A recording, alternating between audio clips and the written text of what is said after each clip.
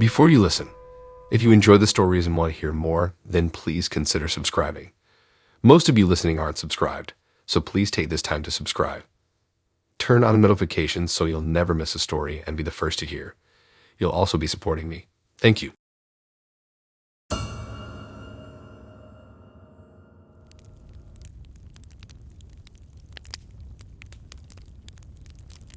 Just started my regular 4 p.m. to midnight shift on the phones tonight.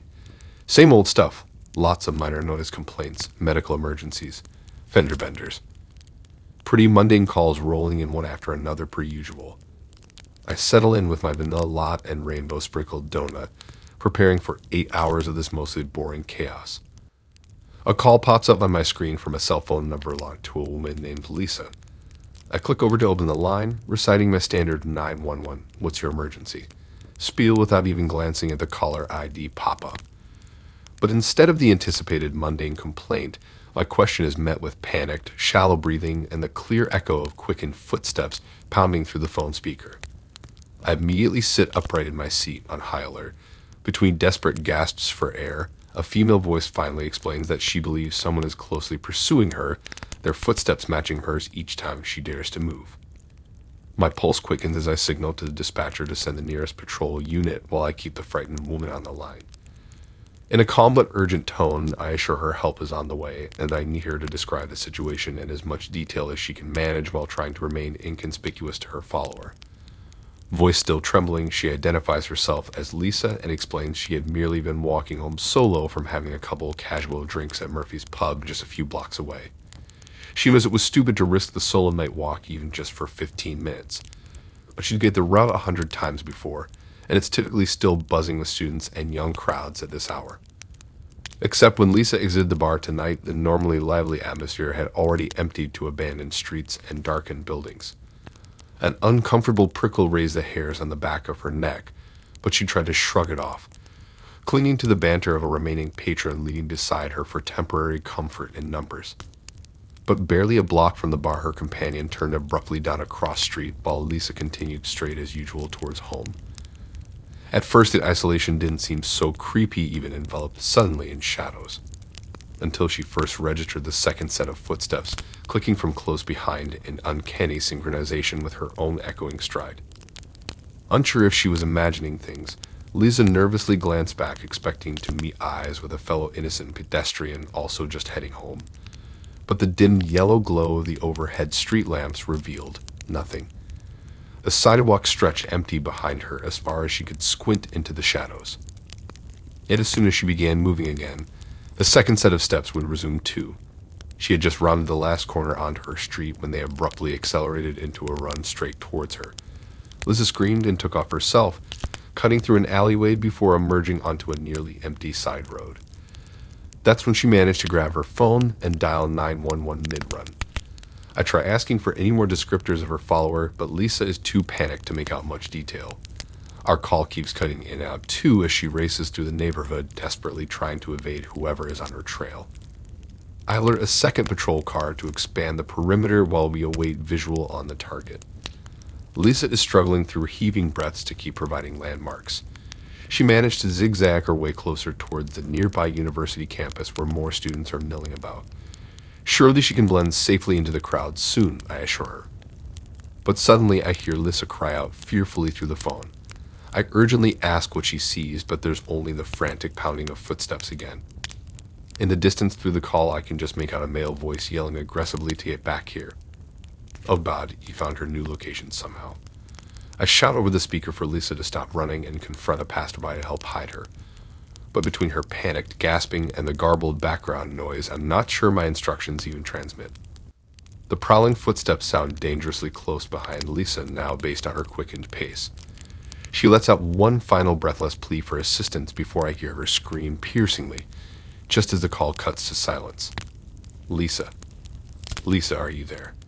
I desperately repeat into the dead line. No response comes.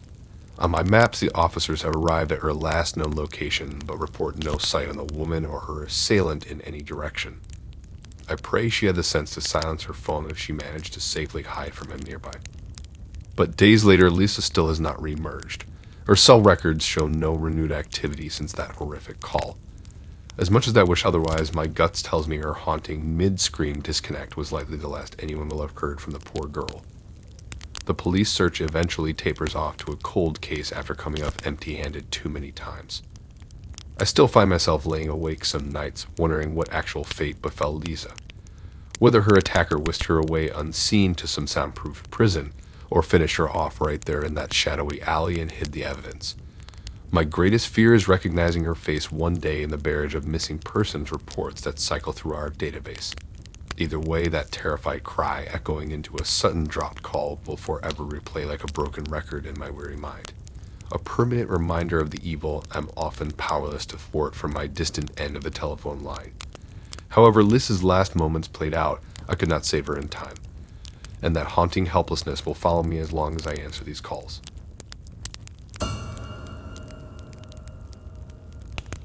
I shuffle back in right on time for yet another yawning midnight shift answering 911 calls.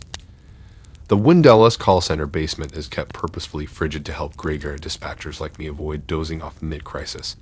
I plop into my rickety-wheeled desk chair and crack open a blistering hot gas station coffee, steeling my nerves for 8 more hours of emotional ping-pong against the anonymity of phone lines and strangers in peril. Most midnight calls actually end up pretty routine. Home alarms accidentally triggered by pets, noisy neighbors and parties escalating into complaints or fights, intoxicated people stubbornly demanding ambulance rides or police assistance. But every so often that alert tone will signify someone truly desperate, sometimes ominously threatening self-harm or worse. Talking those fragile souls back from the ledge can be pretty harrowing. I settle in to feel the usual stream of minor nuisance calls, helping triage situations and monitor emergency response times. Finally nearing 2 a.m., my desk phone abruptly lights up from an unfamiliar cell number. I toggle on and open with my standard greeting, 911, what's your emergency? A wavering male voice responds hesitantly. He starts by apologizing that I apparently drew the short straw tonight, having to handle his call. But he intends to end his life soon and requests that I kindly remain on the line until afterward so someone can notify his mother. My heart lurches hearing this stranger so calmly announced his suicidal plans to a random dispatcher. Training kicks in as muscle memory forces my tone to remain steady and gentle while dispatch begins urgently tracing the call location. I introduce myself and ask if I can call him by his name while we talk. He identifies himself as Aaron. I ask Aaron to help me better understand what events or emotions have steered him onto this precipice tonight. He explains through stifled sobs that he's grappled with worsening depression for many years now despite ongoing treatment. But his longtime girlfriend Jenny, one of his only support pillars, had recently left him unexpectedly. Aaron goes quiet for a few shaky breaths, then continues that Jenny had been his anchor for nearly 3 years now. She was the only person who saw beneath his hardship to love him unconditionally during his frequent setbacks and hospitalizations battling depression. Over time, her steadfast empathy and affection kept his flickering spark of hope aglow even on his darkest days consumed by pain. But the weight of Aaron's illness had ultimately worn down Jenny's strength after so long in the trenches together. When she apologetically walked away for a good 2 weeks ago, his devastation and abandonment felt infinitely more excruciating than any prior depressive episode. His only comfort had been ripped suddenly away, leaving relentless demons to finish off whatever fragmented pieces remained of Aaron's battered spirit. On top of fresh heartbreak, Aaron explains his supervisor had coldly fired him earlier today from a thankless restaurant job he already despised. The manager cited too many recent missed shifts from acute psychiatric crisis care stays, but the timing so soon after losing Jenny's devotion felt especially cruel. The combined back-to-back loss tonight finally snapped Aaron's already fragile thread of motivation to keep fighting this exhausting illness alone. I feel my own heart splintering hearing hopelessness steeped in Aaron's every labored word. This battered soul genuinely sees only inevitable surrender to his endless pain and suffering ahead. As he breaks down entirely, I grasp desperately through his despair for any flicker of light left in his darkened worldview. Eventually, Aaron admits that volunteering weekends at a local animal rescue shelter had become an isolated bright spot before everything else crumbled. Even on the worst days lately consumed by bone-deep depression, he knew a few hours of unconditional puppy affection could reliably lift his leaden spirit slightly. The thought of abandoning those dozens of sad-eyed dogs who relied on him was the only remaining guilt-tethering Aaron even tenuously still to this world. I seized fiercely onto that, gently pleading again for all those vulnerable creatures losing a trusted confidant without his comforting presence or attention. Seizing on that crack of empathy, I softly steer our dialogue to focus on all the positive ripples Aaron triggers in others' lives without even realizing it.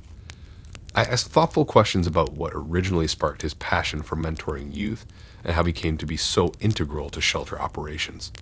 We talk at length about the individual dogs who eagerly await his calming affection each weekend. I underscore again and again how even if Aaron's exhausting mental illness distorts his self-image, he undeniably makes the world better simply by being in it. I admit cannot fully grasp the depths of his battles, but I passionately insist his warm light is still desperately needed here, no matter how dimmed it may feel inside at times. I tell him though I'm just a disembodied voice on a call center line tonight, I already can hear goodness echoing from his weary soul. Gradually, the noose of defeatist urgency loosens from Aaron's trembling words. My colleague shoots me a thumbs up that officers are arriving at the location we managed to trace. As faint sirens grow louder in the background, I gently suggest that despite feeling crushingly alone all night, and now these officers seem to have connected some cosmic dots solely to support him specifically during this crisis. I ask Garrett to take it as an undeniable sign that his unique life holds beautiful purpose yet to be written.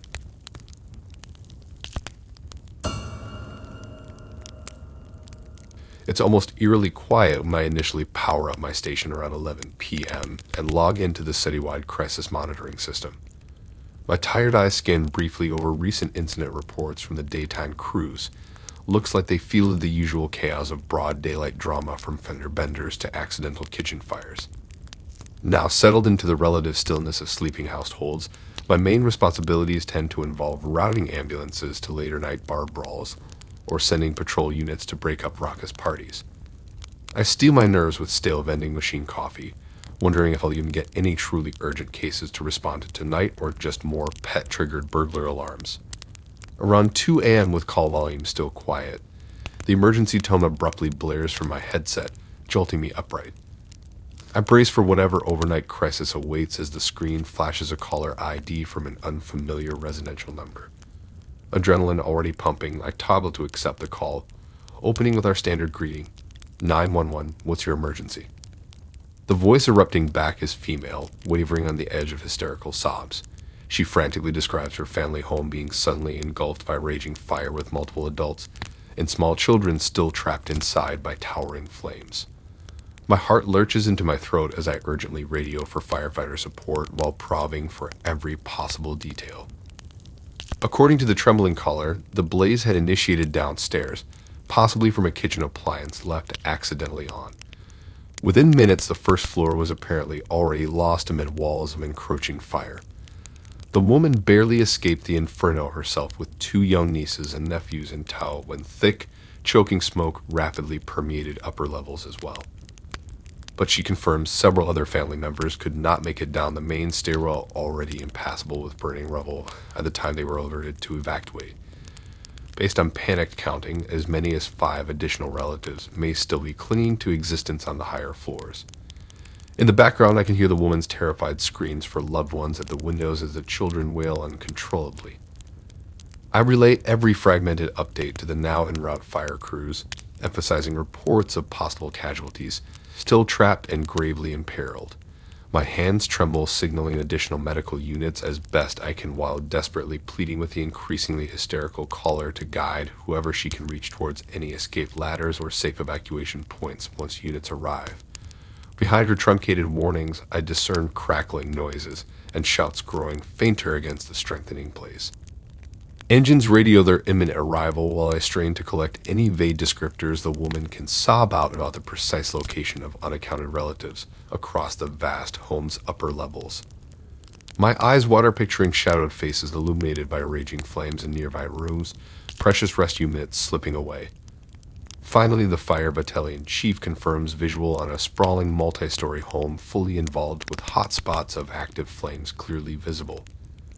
Except, amidst loud exertion noises over the channel, the evacuation reports abruptly cease without explanation. Confused and alarmed, I pressed the incident commander for status on the 6 to 8 reported trapped civilians. But the chief responds at length that all companies are still attempting to locate even a single ember among the structure and surrounding area. Indeed, verified on scene, the house itself sits entirely cold and peaceful under a starry night sky. No smoke, no exterior damage, not the slightest disturbance of any kind to evidence an emergency. Unsure if wires were dangerously crossed amid the adrenaline surge, I carefully reconfirmed the address with a now near-hysterical female witness who first triggered mass response. But the record showed every unit parked directly at the location she still adamantly describes as a raging inferno. The awful reality sinks like a stone in my gut. Somehow, for whatever mentally unhinged reason, this has to be an atrociously coordinated fake call. No true crisis actually exists except within the fantasy of an exceptionally convincing actress deceiving my best emergency judgment. I reluctantly clearance the useless engines off the scene while informing the witness through clenched teeth that her manipulation has crossed legal lines. I ensure she understands the gravity of misusing critical first responder resources before terminating the bogus call. My whole body shakes in the aftermath, equal parts spiking adrenaline and fury at the cruel manipulation. My supervisor later reassures that traumatic reaction is normal even among veteran dispatchers after such sick deception. But despite rational perspective, that particularly vivid imaginary catastrophe still haunts me every time alarms sound through sleepy nights in the months thereafter. Around here lately, it seems human cruelty conjures enough suffering without anyone deliberately crying wolf too.